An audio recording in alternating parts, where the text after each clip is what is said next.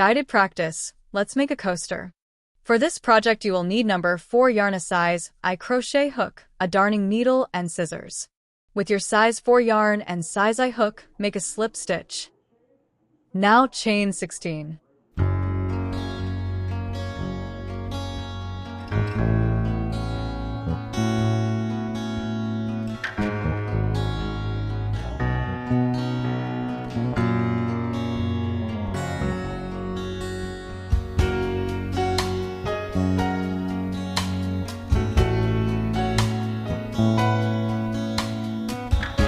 Row 1.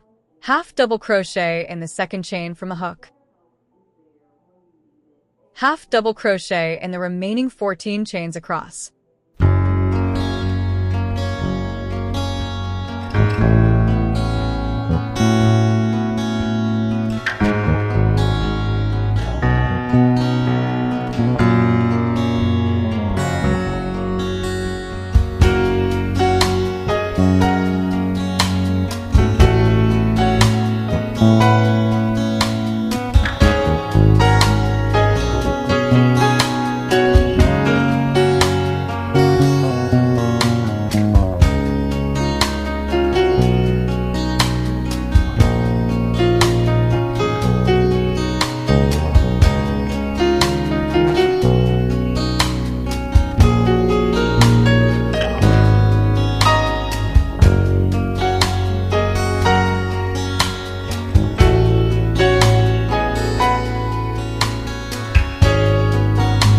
You have made a total of 15 half double crochets.